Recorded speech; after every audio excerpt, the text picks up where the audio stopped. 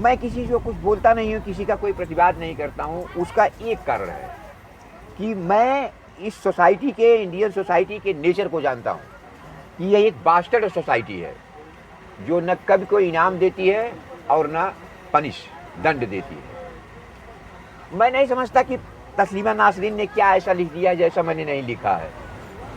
कि अब आप देखो कि जो पहले मैं मरूंगा और फिर भारत भाग गया था, मरेंगे, तो राष्ट्रगान का इससे बड़ा अपमान किसने किया होगा? आप बताइए। हमने तो उसको धूल चटा दिया।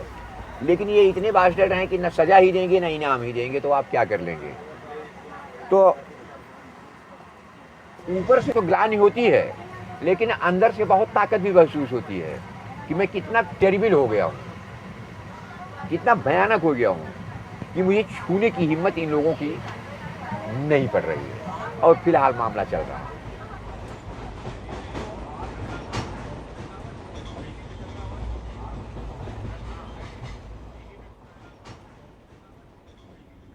आइए इधर, आ जाइए इधर।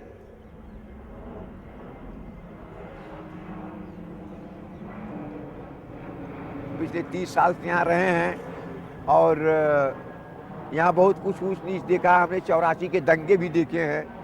भरी बरसात में जलता हुआ घर किसने देखा है? तो भरी बरसात में घर तो नहीं, शहर जलता हुआ मैंने देखा है। इन 84 में ये दंगे भी देखे हैं। यहाँ हमने मुकदमे भी लड़े हैं इनकी अदालतों में, जेल भी गए हैं, राजनीतिक लड़ाइयाँ लड़ी हैं, यूनिवर्सिटी में लड़ा है।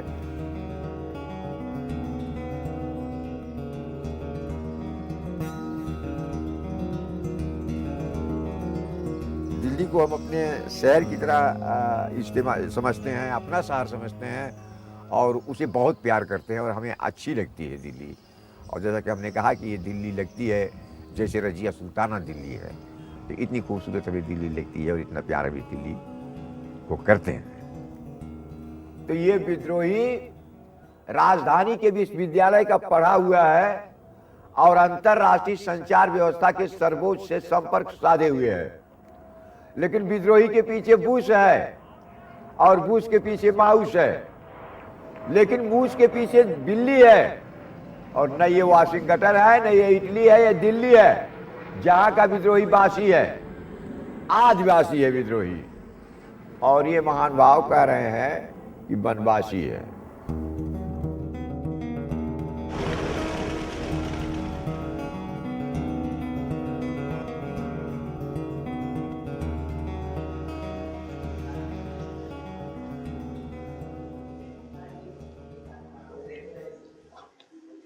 विद्रोही जी जेएनयू में पढ़ाते हैं? पढ़ते हैं, पढ़ते हैं, आते हैं रहते हैं। अच्छा, माने हमको तो कल इनकी कविता सुनकर लगा कि अब जेएनयू से आए हैं विद्रोही जी, इसके बजाय विद्रोही जी का जेएनयू है, माने जेएनयू को पहचान देंगे। ऐसे ही माना जाता है, ऐसे ही वहाँ भी माना जाता है।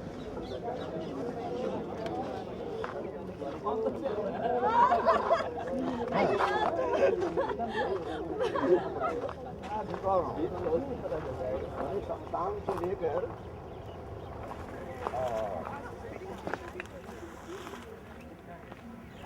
तो ये रही हमारा रहने की जगह जहाँ हम दिन में बैठते उठते हैं, आकर आराम करते हैं। और भी जगह हैं, हम दिखाएंगे आपको। जंगल ही इधर वो फोटोग्राफ आपको अनुपम के पास मिल जाएगा, जिसपर जेएनयू में SIS में मेरी कविता पर पिकासो की पेंटिंग लगाई गई थी। हैं? वो पेंटिंग बहुत ऐतिहासिक है और उस कविता के वो पेंटिंग आपको मिल जाए और वो अटैच हो जाए तो अच्छा लगेगा।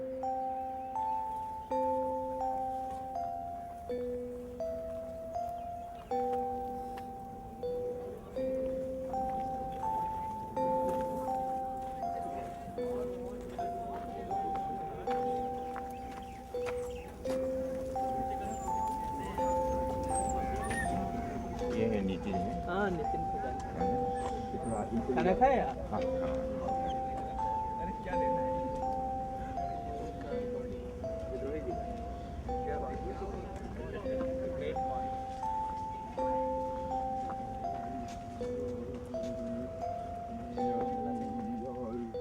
क्या ना वो एक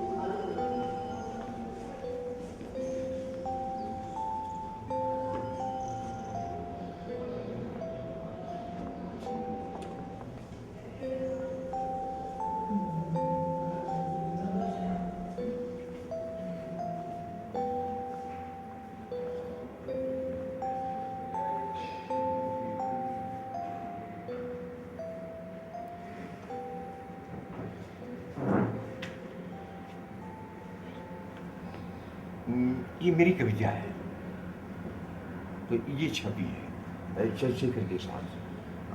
दोबारा इसी तरह हटाने की कोशिश करो, चाहे खंडों में कर रहे हैं हम लोग, जितना दिख जाएगा उतने से ही काम चल जाएगा। कविता तो दूसरी जगहों पर भी है, और हम भी आ जाए इसके साथ, बहुत आवश्यक है।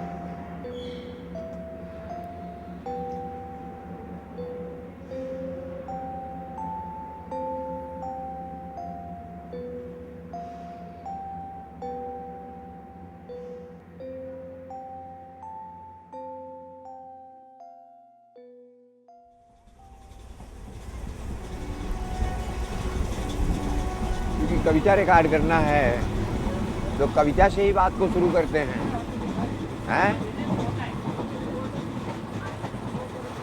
तो कविता क्या है? खेती है, और कवि के बेटा बेटी है, बाप का शुद्ध है, माँ की रोटी है। हम कविताओं का शीर्षक रखने में थोड़ा हमें दिक्कत होती है, और हमारी कविताओं की ज़्यादातर कविताओं के शीर्षक नहीं हैं, और वो जो कविताएं हमारी ले जाते हैं वो अपने ढंग से जैसा समझे वो अपना शीर्षक बना सकते हैं।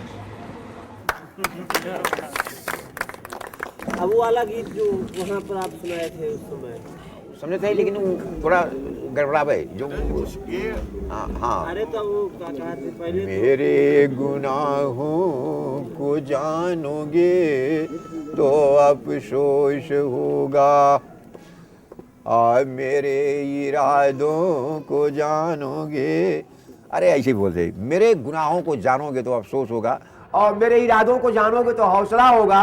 मैं आपसे ये कहने आया हूँ जनाब कि वो दिन करीब है जब फैसला होगा।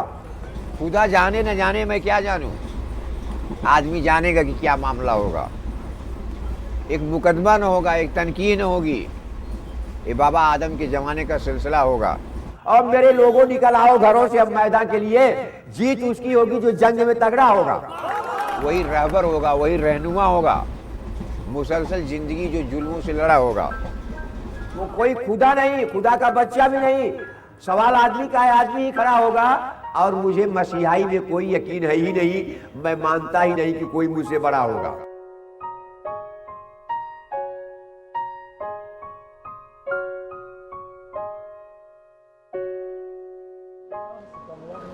काफी है, काफी दे भाई, एक पर हम तो इसलिए होगा।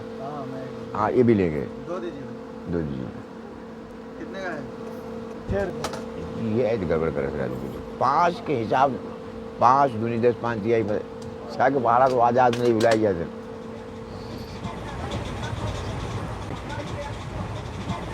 अब जैसे रविन्द्रनाथ टैगोर का एक बहुत अच्छा कोटेशन है मॉडर्निज्म के बारे में, कि true modernism is the freedom of thought and independence of mind.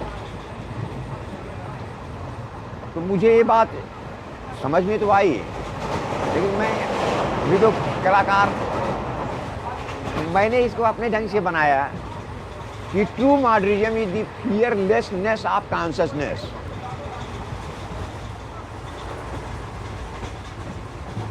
तो हम कविता को थोड़ा बड़ा तेज भी सुनाते हैं। आप तेज सुनाए? नहीं, तेज का मतलब गति में भी। तो हम कविता सुनाते जा रहे हैं, जहाँ हम ब्रेक करेंगे तो आप संकेत से ही समझ जाएंगे कि ये कविता हो गई। कि मैं अभी आपको बताऊंगा नहीं, बताऊंगा तो आप डर जाएंगे कि मेरे इस सामने वाली जेब में एक बाघ सो रहा है। लेकिन आप डरे नहीं, ये बाघ इस कदर से ट्रेंड कर रखा है मैंने कि अब आप देखें कि मेरी सामने वाली जेब में बाघ सो रहा है, फिर आपको पता नहीं चल सकता कि बाघ है। सामने वाली जेब में एक आध बाघ पड़े हों तो कविता सुनाने में बड़ा सुविधा रहता है। लेकिन एक बात बताऊं, आज मैं आप दोस्तों के बीच में कविता सुना रहा हूं, इसलिए मेरी जेब में एक ही बाघ है। लेकिन जब मैं कविता सुनाता हूं उधर जिधर रहते हैं मेरे दुश्मन अकेले अपने ही बलबूते पर, तब मेरी जेब में एक नहीं 2 बाघ होते हैं। और तब मैं अपनी वो लाल वाली कमीज पहनता हूँ जिसकी कि आप दोस्त लोग बड़ी तारीफ कर चुके हैं, जिसमें सामने 2 जेबें हैं। मैं कविता पढ़ता जाता हूँ और मेरे बाघ सोते नहीं, बीड़ी पीते होते हैं और बीच बीच में धुएं के छल्ले छोड़ते रहते हैं।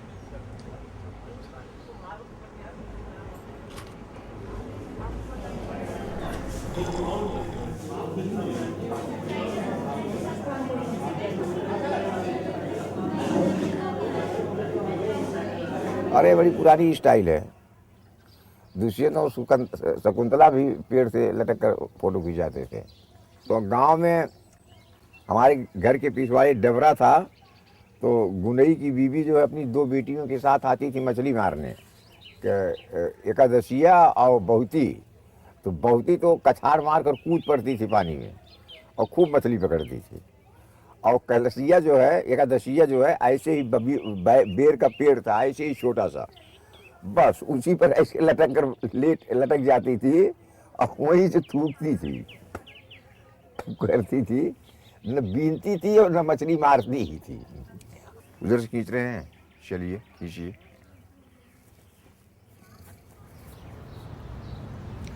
वो दूसरे लड़की कविता वहां से सुनवाइए दोस्त नितिन, हाँ, इसका दूसरा खंड वहां से सुनवाइए, कहाँ चले?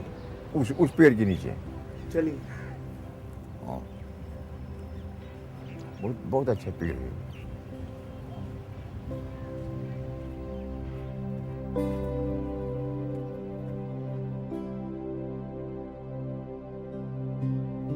पेड़ थी दोस्तों मेरी नानी आजमियत की, जिसका कि मैं एक पत्ता हूं। मेरी नानी मरी नहीं है, वह मोहनजोदड़ो के तालाब में स्नान करने गई है और अपनी धोती को उसकी आखिरी सीढ़ी पर सुखा रही है।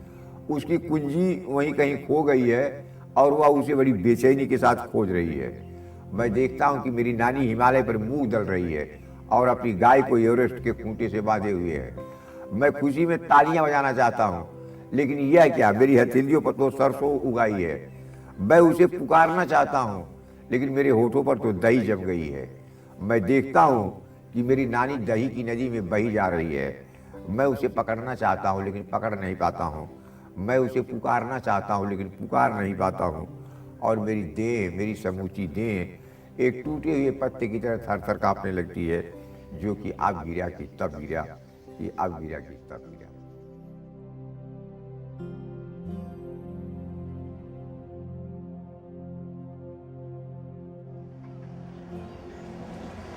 अब हमको दिखा दिया जाए जंगल में, माने ये हमारे रोमांटिसिज्म को माना कि विद्रोही जो है वो जंगलों में लकड़ी खोदता रहा पूरी जिंदगी। जंगलों में लकड़ी खोदना क्रांति करना होता है।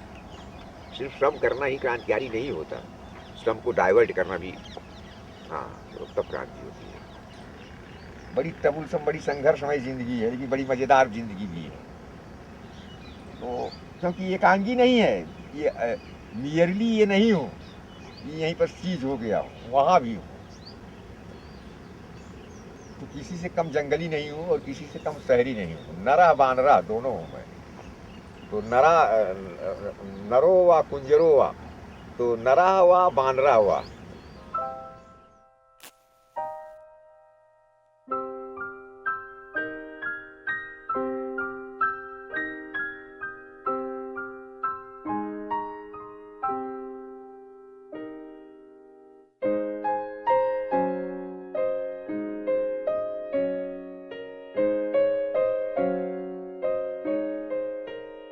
बड़ा आदमी अगर बड़ा काम कर रहा है तो क्या कमाल कर दिया, बताओ।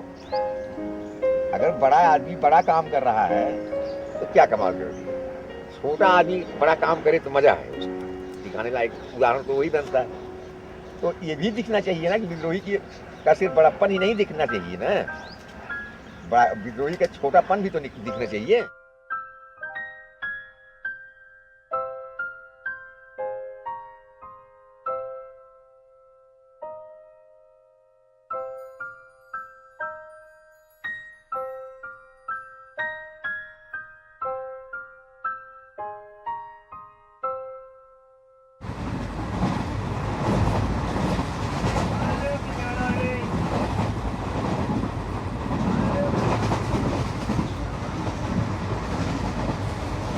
मेरी कविताएं मुझको इसलिए अच्छी लगती है कि मेरी कविताओं में विद्रोह है,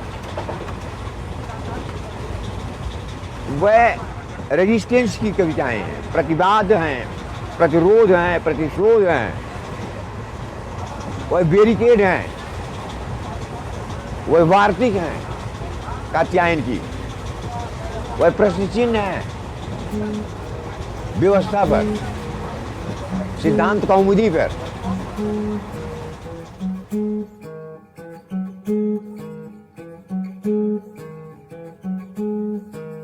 ये मेरे लोगों तुम उठो और ढहा दो उन सारी दीवारों को जो रोके हुए है ताजी हवा को, ताजे पानी को, ताजे विचार को। डरो नहीं दीवारों से, दीवारों में आत्माएं नहीं होती। डरो नहीं पेड़ों से, पेड़ों में भूत नहीं होते। डरो नहीं मंदिरों से, मंदिरों में देवता नहीं होते। और सुनो, जिस दिन तुम ये बात समझ जाओगे कि ईंट ईंट ही होती है, पत्थर पत्थर ही होता है, तो उसके बाद तुम्हारा कोई कुछ नहीं बिगाड़ पाएगा। हम ये सोच रहे हैं कि इसे तर्जुमे दिल्ली के बारे में कुछ ज्यादा नहीं है हमारे पास, वो 2-4 लाइन ऐसे आए वहाँ ऐसा है, उसको मैं सुनाते हुए और अंत में इसके साथ अंत कर दूँ। चलिए शुरू हो जाइए।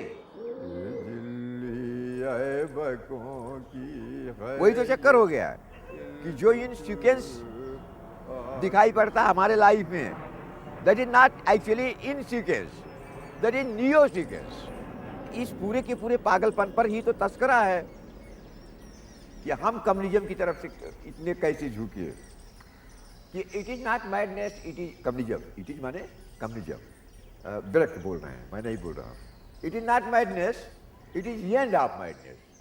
मैंने कहा वेल डन कॉमरेड, ये तो हुई सोशल मेडिसिन। ये कोई काम की चीज हो तब ना उधर आदमी जाए कि ये मैडनेस नहीं है, पागलपन नहीं है, पागलपन का अंत है। कोई भी सामान जो है कीमती से कीमती कपड़ा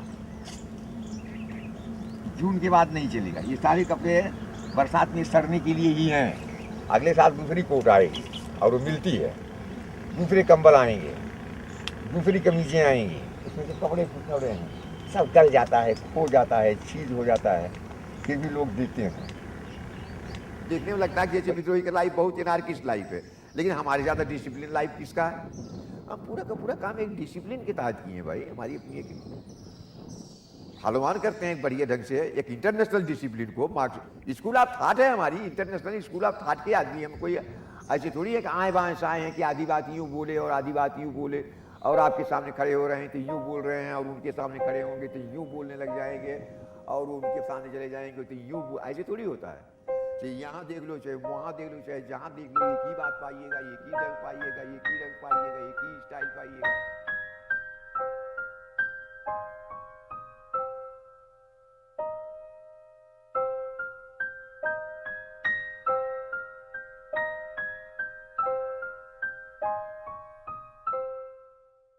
चलिए एक यहाँ से इसका फोटोग्राफ आया होगा कुतुब मीनार का। हाँ आ गया है, आया है। चलो अच्छा, कुतुब मीनार पर कहाँ तक चढ़ने देते हैं? एक तल्ले तक? अब बंद कर दिया है। कोई तल्ला नहीं चढ़ने देते? ना। किनारे खड़ा होने देंगे? नीचे नीचे खड़ा होने देंगे ना? ऊपर नहीं जाने देंगे। चलो नीचे तो खड़ा होने देंगे। हाँ। चलिए वहाँ एक कब्जा बढ़ते हैं, नीचे नीचे खड़े हो। वहाँ शूट नहीं करने देंगे। शूट भी नहीं करने देंगे, ये भी हो। चलो फिर छोड़ो, कोई बात नहीं, यहाँ से शूट होगी बहुत है। चलिए अब यहाँ से कहाँ चलोगे? चलो चांदनी चौक चलते हैं, लाल किला और जामा मस्जिद, यहाँ कविताएं पढ़ी जाएं।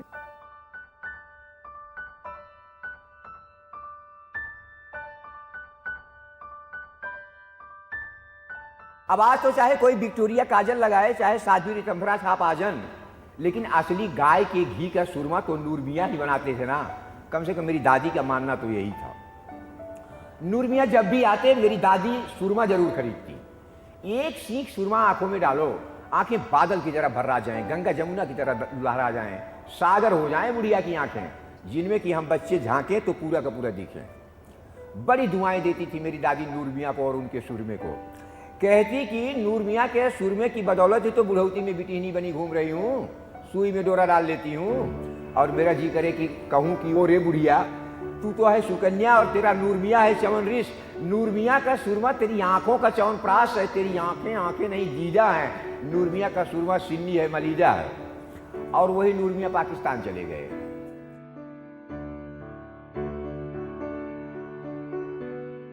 क्यों चले गए पाकिस्तान नूर मियाँ? कहते हैं कि नूर मियाँ के कोई था नहीं। तब हम कोई नहीं होते थे नूर मियाँ के। नूर मियाँ क्यों चले गए पाकिस्तान बिना हमको बताए, बिना हमारी दादी को बताए? नूर मियाँ क्यों चले गए पाकिस्तान? अब न वो आंखें रहीं और न वो सुरमे। मेरी दादी जिस घाट से आई थी उसी घाट गई। नदी पार से ब्याह कर आई थी मेरी दादी और नदी पार ही जाकर जली। और जब मैं उनकी राखी को नदी में फेंक रहा था तो मुझे लगा कि ये नदी नदी नहीं, मेरी दादी की आंखें हैं। और ये राखी राखी नहीं, नूर मियाँ का सुरमा है जो मेरी दादी की आंखों में पड़ रहा है। इस तरह मैंने अंतिम बार अपनी दादी की आंखों में नूर मियाँ का सुरमा लगाया।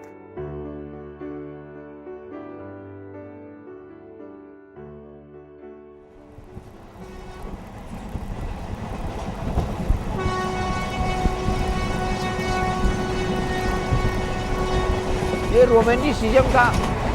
रोमांटिसिज्म की ये बड़ी खसूसियत रही है कि पीड़ा के अंदर जो है वो वेदना के अंदर जो है उसको कल्पना, कविता, ये सारी चीज़ों को तलाशना, दर्द का हद से गुजर जाना दवा हो जाना है।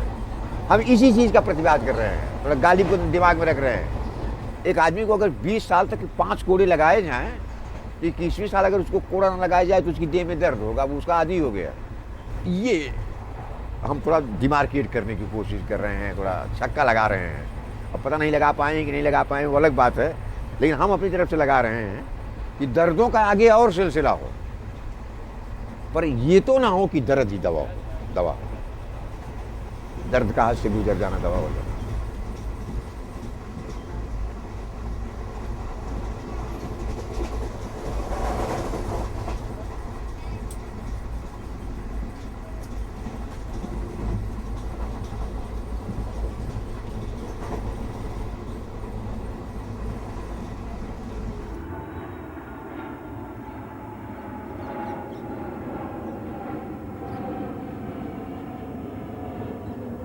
अरे पता नहीं, हमने तो कभी फोन भी नहीं किया। नहीं, ये किसका नंबर आपको लगाना है? और शांति जी का नंबर है, मेरी पत्नी का। दोनों में से एक लगाइए, कोई दूसरा लगाइए। क्या कह रहा है? बज रही घंटी? नहीं, उसको रुक करके रुक गया। दिखाइए। हेलो शादी जी, हेलो हेलो। हमको बहुत अच्छा लगा एकदम। इस तरह इनकी कविता जो है गाँव में भी काफी लोकप्रिय हो जाएगी। नागार्जुन के रूप में कहा जाता है आप लोगों की भी, सब तो लोग कहने लगे हैं, लिखने लगे, कहने मतलब लिखने लगे हैं। और ये बहुत महत्वपूर्ण है। महत्वपूर्ण इसलिए है कि विद्रोही को देख करके कबीर की याद आती है, नागार्जुन की याद आती है। ये गनीमत है कि विद्रोही को देखकर तुलसी की याद नहीं आती। तो ये जो डिमार्केशन है ये बहुत महत्वपूर्ण है।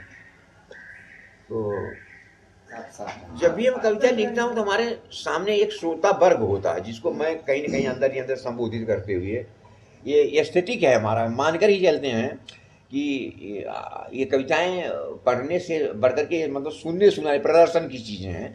तो हमारे सामने एक मास होती है, पब्लिक होती है जिसको हम संबोधित मतलब करते हैं। तो हमारी कोशिश ये होती है कि उसकी भाषा उषा भी कुछ इस तरह से हो कि उसकी समझ में आने वाली। अब ऐसा ना हो कि मतलब कि उसकी समझ में ही ना आए, तो ये वाली बात रहती है। और जानी जानी हम नैया जगीर मांगत, और जगीर मांगता हो जगीर मांगता, ई काल जुगा मजूर पूरी शीर मांगत। मैं कवि हूँ, करता हूँ, क्या जल्दी है। मैं एक दिन पुलिस और पुरोहित दोनों को एक ही साथ औरतों की अदालत में तलब कर दूंगा और बीच की सारी अदालतों को मंसूख कर दूंगा। आ बीड़ी पान मांगता, सिगरेट मांगता, काफी चाय मांगता, कप प्लेट मांगता, नमकीन मांगता, आमलेट मांगता, ई पसीना के बाबू अपने रेट मांगता। सब जानी हुई है, जाना हुआ है, नस्ल तेरी और वस्ल तेरा, और जब सर की जरूरत आएगी तो नहीं चलेगा पता तेरा, और जो मेरी कहो तो मेरा सनम सर मेरा कहाँ छिप पाएगा। सर सर है नहीं, सर बम है मेरा, एक रोज स्वयं फट जाएगा।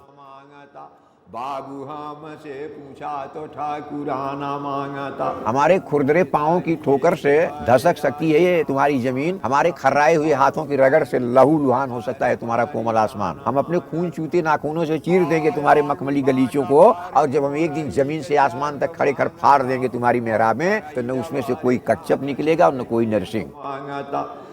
अचारे बारे लाखनी के बाग मांगता। तो आइए हमरा हूँ, पहचान लो असरार हूँ, और अच्छा बुरा जैसा भी हूँ लेकिन तुम्हारा यार हूँ। ओढ़ धोवै बारे राजा गंगा सागर मांगता, औ चावै बारे पूरा जगन्नाथ मांगता, गंगा जमुना मांगता, सरस्वती मांगता। ये बहारों के दिन है, बांट लेने दो, अपने हक के लिए हमें लड़ लेने दो। भाड़ में जाए तेरी दुनिया खुदा, एक दुनिया नई हमको गढ़ लेने दो, जहाँ आदमी आदमी की तरह रह सके, कह सके, सुन सके, सह सके। मांगता औ बियाहे बारे राजा अंगरखा मांगता, औ बराते बारे देखाया लगोजा मांगता, ना तो धोखी मांगता, ना तो धोखा मांगता, ना तो ओझा मांगता, ना। मैं कहता हूँ कि गेगले गोगले, अगर जमीन पर भगवान जम सकता है तो आसमान में धान भी जम सकता है। ना इनाम मांगता, न ईक राम मांगता, न कौनो भीख मांगता, न अनुदान मांगता, न गौ दान मांगता, न राति दान मांगता, ई सड़किया के बीच खुले आम मांगता, मांगे बाहु कैसा कारे सारे शाम मांगता, आधी राती अब कई मांगे आपन दाम मांगता, ई तो खाई बारे घोंघवा के खीर मांगता, दुलहिनिया का द्रौपदी के चीर मांगता, और नचावै बारे बानर महावीर मांगता। मैं भी मरूंगा और भारत भाग विधाता भी मरेंगे। मरना तो जनगण मन अधिनायक को भी पड़ेगा, लेकिन मैं चाहता हूं कि पहले जनगण मन अधिनायक मरे, फिर भारत भाग विधाता मरे, फिर साधु के काका मरे, यानी सारे बड़े बड़े लोग पहले मर लें और मित्र सब करें जिंदगी। ये विद्रोही भी क्या तगड़ा कवि था कि सारे बड़े बड़े लोगों को मार कर तब मरा। मजूर पूरी शीर मांग।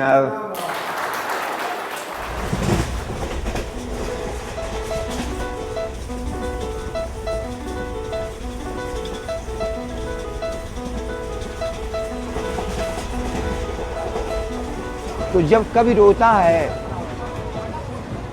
तो भी कविता होती है, और जब कवि गाता है तो भी कविता होती है। कर्म है कविता, जिसे मैं करता हूँ। फिर भी लोग मुझसे पूछते हैं कि विद्रोही तुम क्या करते हो। अभी तो कल को विद्रोही को एक पुरस्कार मिल जाए तो विद्रोही का कविता करना काम हो जाएगा, हैं? और उस पर तमाम लोग काम करेंगे और उसको अपना काम बताएंगे कि हमारा काम है, विद्रोही पर हमारा काम है। विद्रोही लोग पूछेंगे विद्रोही तुम और क्या करते हो, मतलब ये वाला जो होता है। तो पोएट तो हम कहीं भी रहते हो लेते, कविताएं वही हैं। कविताओं में थोड़ा बहुत फर्क पड़ता, ज्यादा फर्क नहीं पड़ता, लेकिन विद्रोही तब युवा हृदय सम्राट नहीं हो पाता। बात ये है। ये आप लोग जो है ना इतना जो लगे हमारे साथ ना, जानते हैं क्यों? विद्रोही युवा हृदय सम्राट है। विद्रोही नौजवानों का दिल गुदगुदाना जानता है, समझे, और वो उसको उसको गुदगुदा पाने में समर्थ रहा है। कोई उसकी दोस्ती को नहीं तोड़ पाएगा। देखिए कैसे तिल का तार बना देंगे। इसलिए जेएनयू में रह रहा था। इसके लिए वहाँ पत्थरों पर नाक रगड़ रहे हैं, वरना बड़ा मजा नहीं आता। लेकिन हम जानते हैं कि एक नेक कष्ट तो सबको सहना पड़ता है। जेएनयू का धन्यवाद है को हमें रहने दे रहा है। हमको कोई कमरा नहीं चाहिए, और ये नहीं चाहिए और वो नहीं चाहिए, अखाड़ेबाजी नहीं है, वरना संस्करण की लड़ाई में मार डालें। सीढ़ीबाजी में हर जगह सीढ़ियाँ हैं, गाड़ियों की सीढ़ियाँ हैं, कपड़ों की सीढ़ियाँ हैं, डिग्रियों की सीढ़ियाँ हैं, नोटों की सीढ़ियाँ हैं। उन सीढ़ियों में हमारे ऐसा आदमी इंसान के लिए बैठने की जगह रही ले।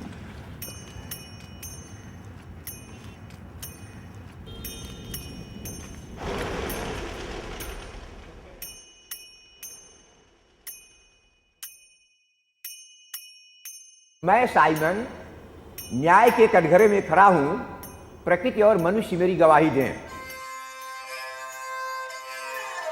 मैं वहां से बोल रहा हूं जहां मोहनजोदड़ो के तालाब की आखिरी सीढ़ी है, जिस पर एक औरत की जली हुई लाश पड़ी है और तालाब में इंसानों की हड्डियां बिखरी पड़ी हुई है।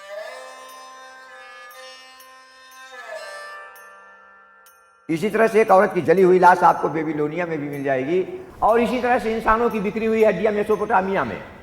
मैं सोचता हूं और बारहा सोचता हूं कि आखिर क्या बात है कि प्राचीन सभ्यताओं के मुहाने पर एक औरत की लाश मिलती है और इंसानों की हड्डियां मिलती हैं, जिसका सिलसिला कान्हा के वनों से लेकर सवाना के जंगलों तक चला जाता है, और जो सिथिया की चट्टानों से लेकर के बंगाल के मैदानों तक फैला हुआ है।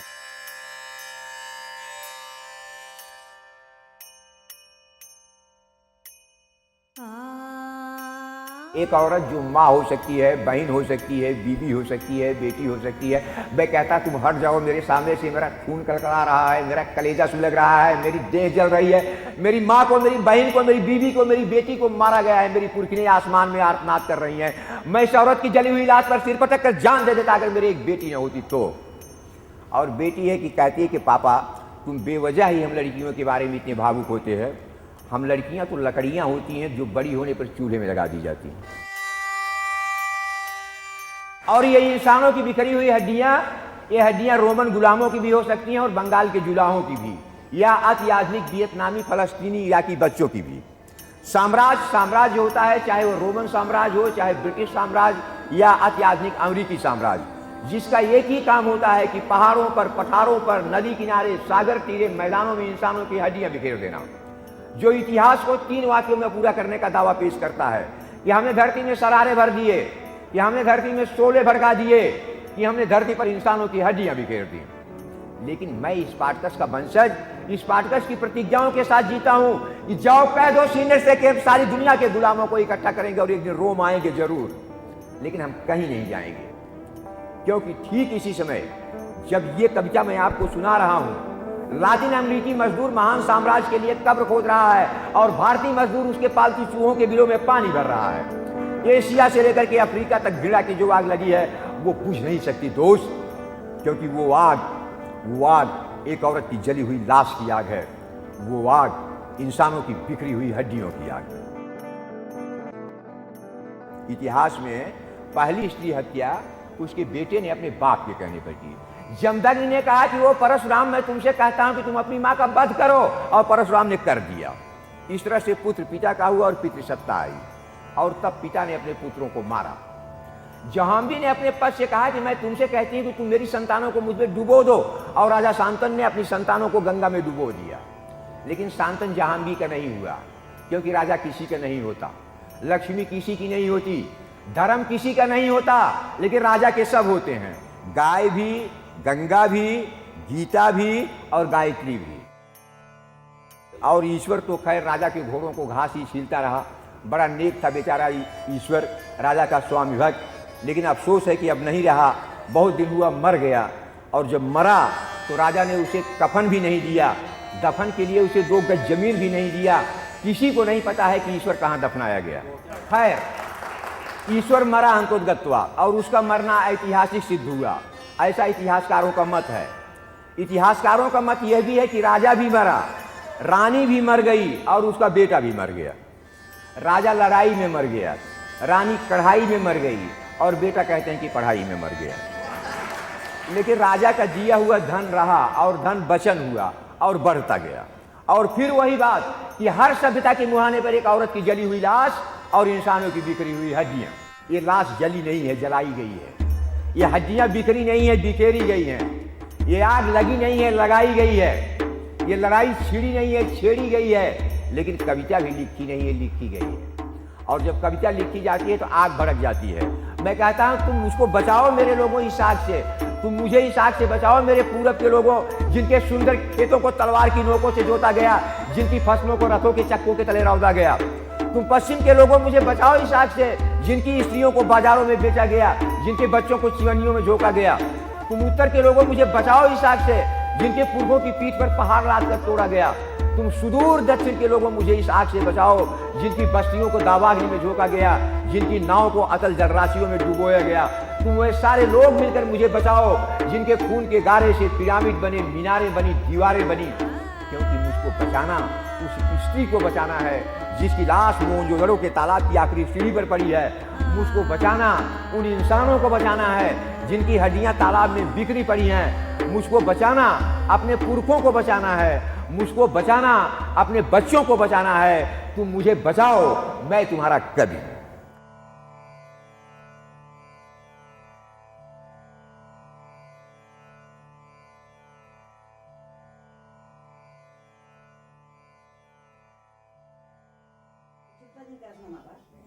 खाली तू वहीं खड़ा हो जाया, पंच खंबला लेके पूरा प्रबंध हमारा रहेगा, पूरी फोर्स हमारी रहेगी। आपको खड़े होकर यही कहना है कि खेत के साइड इसका है, इधर हमारा है, तो झूठा आदमी है, बस ठीक है। आपको बारात में जाने के लिए जो कपड़ा बताएंगे मैं बनवा दूंगी। जूता तो खरीद दे 10 दिन पहले। अब से के लिए कोट का ऑर्डर देने जा रही हूँ, कोट बनवाएंगे दूल्हा बनने के लिए, ठीक है। अब से खूब खुश हैं। कल से इसको काम मिल गया, तुम्हें पता उसकी आदत ना, घर में बोर हो रहा था, उसका अपना ग्रुप मिल गया, अपना मसला बना हो गया। तुम्हारा इंतजार क्या है? इतने उसके सब साथी यहाँ आ गए।